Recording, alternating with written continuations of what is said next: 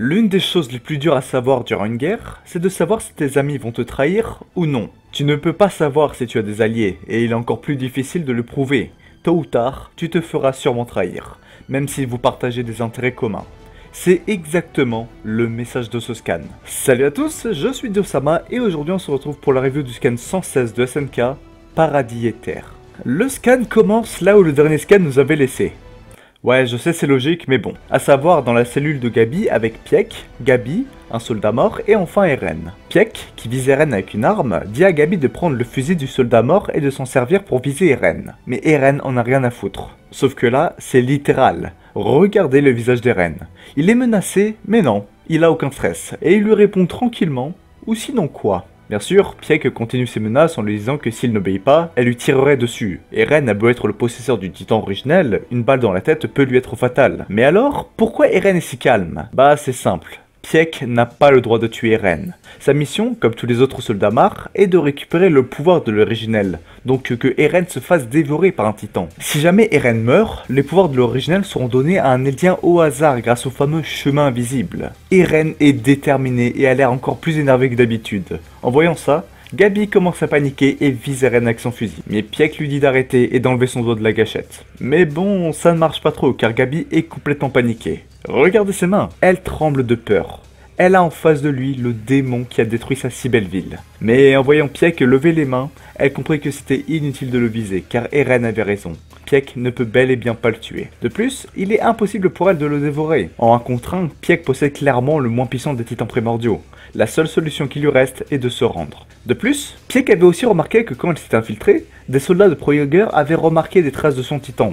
C'est donc pour cette raison qu'Eren était aussi calme. Il savait déjà que Pieck allait lui rendre visite. Mais la chose qu'il n'avait pas prévue, c'est que Pieck n'était pas venu pour le tuer, ni pour le dévorer, mais pour l'aider à renverser Marr. Et oui, il semblerait que Pieck soit elle aussi une traître. Mais on verra ça plus tard car on a un changement de scène et on retrouve nos anciens amis eldiens qui sont malheureusement en prison. Visiblement, nos amis commencent à s'ennuyer en prison. Mais heureusement, ils ont quelque chose de très bon à disposition.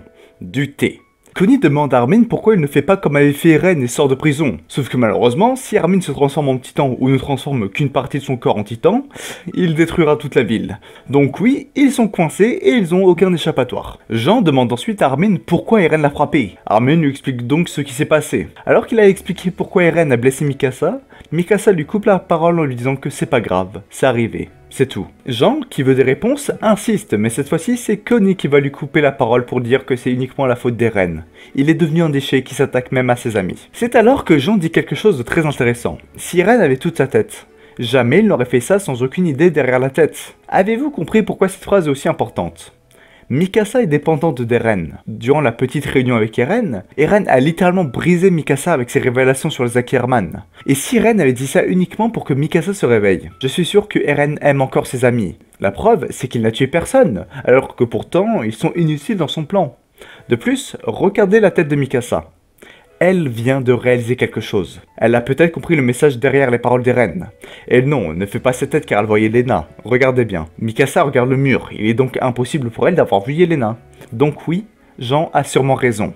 Eren a voulu faire comprendre quelque chose à Mikasa. Ensuite, nous avons Yelena, Gréor et Olangobo qui viennent. Yelena les salue en leur disant que ça faisait longtemps, héros de Shiganshina, que ça leur rendait triste de devoir les retrouver derrière une cage. Connie, en voyant Olangobo de leur côté, commence à s'énerver, mais Olangobo lui répond de rester tranquille jusqu'à ce que Eren et Sig se retrouvent. C'est au tour ensuite de Jean de parler pour demander à Yelena si elle était contente que son plan se déroule à la perfection. Eren est d'accord avec Sig, ils ont détruit Marr, possèdent le soutien de la population eldienne Pro-Jaeger, et ils contrôlent les forces militaires eldiennes grâce au sérum cérébrospinal de Sig. Ils vont pouvoir mettre la main sur le pouvoir de l'originel pour détruire une bonne fois pour toutes Marr et venger leur terre natale. Que c'était le but des soldats venus ici, sur l'île. C'est alors que Gréor répondit que leur but était de développer cette île, tout simplement.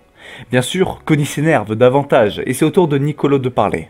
Il ne comprend pas pourquoi ils ont décidé de passer à l'action, alors qu'ils auraient tout simplement pu faire comme lui et s'intégrer à l'île, tout simplement. Il ne comprend pas pourquoi ils avaient trahi la confiance des Eldiens. C'est alors que Gréor commence à dire que non, le traître c'est Niccolo. Que c'est lui qui a pris le parti de ces démons à cause de Sacha, que toutes les nuits, il lui parlait d'elle.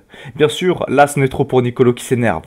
En même temps, c'est normal. Aussi insulter Sacha alors qu'elle est morte, c'est vraiment quelque chose de petit. Heureusement que le karma nommé Yelena était tout proche et décide de lui tirer une belle balle pour le tuer. Merci Yelena. Là, Tu régales. Alors oui, bien sûr, tout le monde est choqué, elle vient de tuer un allié comme ça. Mais Yelena leur explique que c'est bon.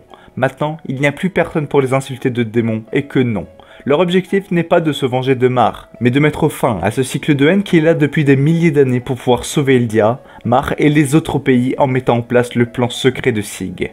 Le plan euthanasie. On retrouve ensuite Eren, Gabi et Pieck qui sont en pleine discussion.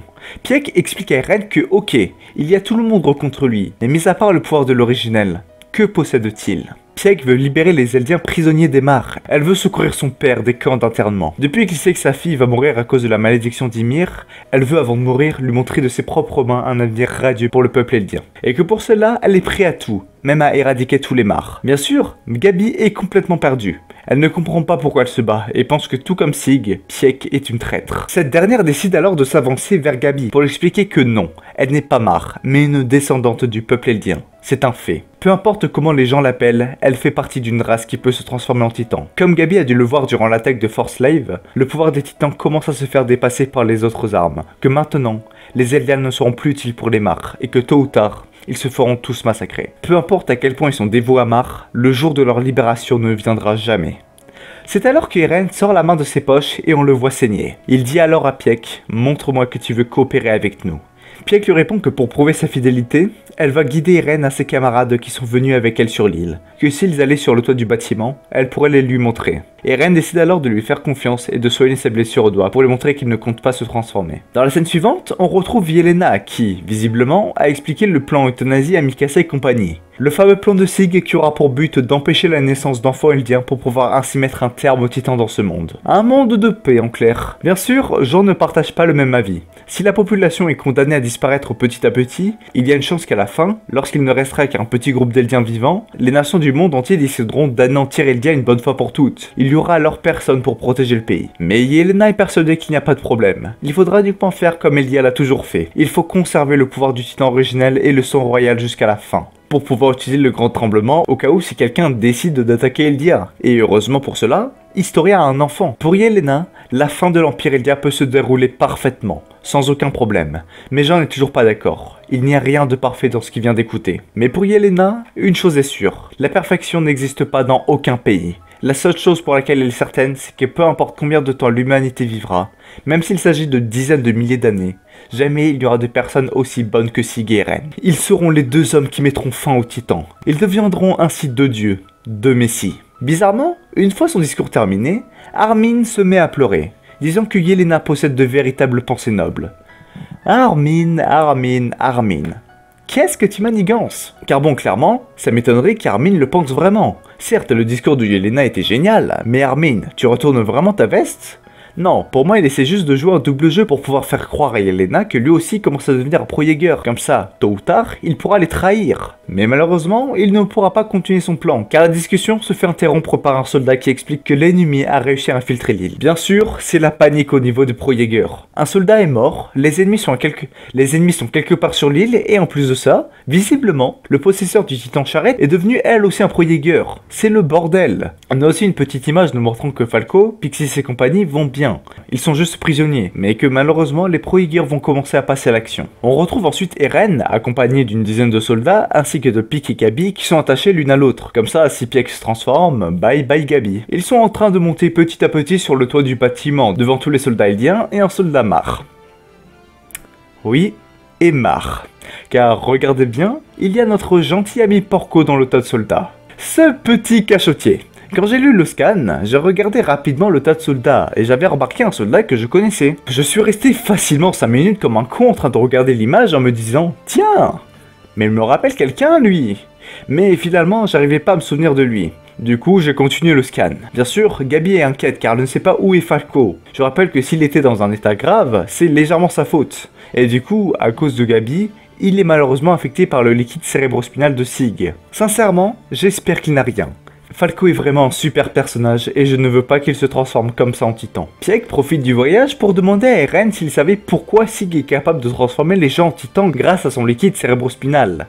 Mais bizarrement, Eren lui répondit que non.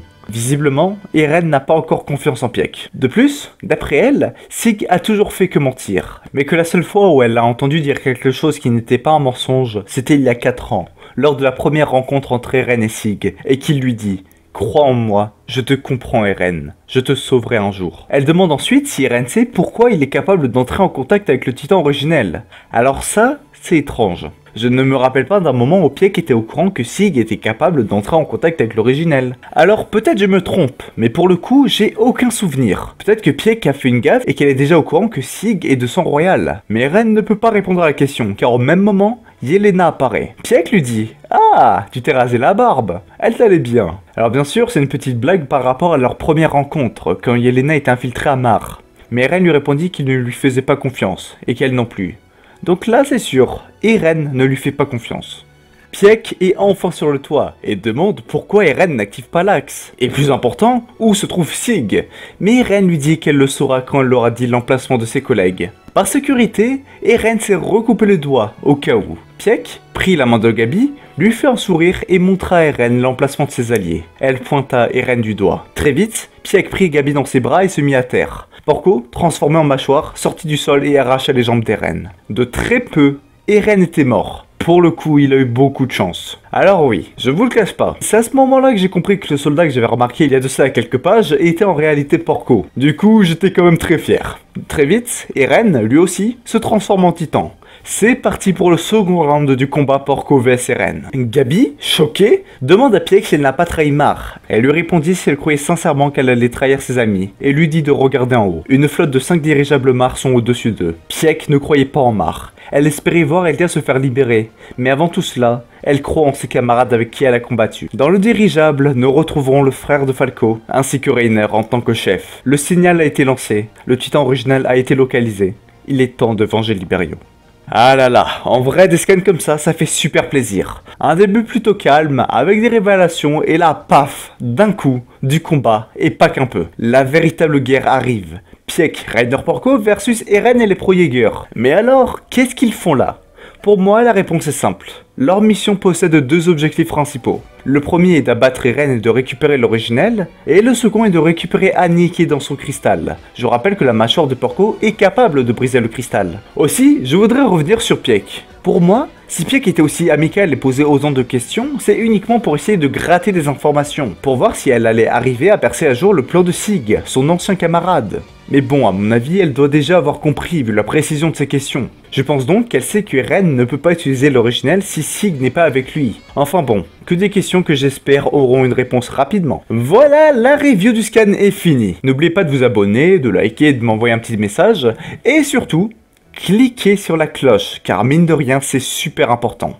Aussi, je vous invite à rejoindre le Discord pour parler avec d'autres abonnés. On se retrouve bientôt pour l'histoire presque complète de Road Race, donc d'ici là, portez-vous bien et surtout, restez fiers.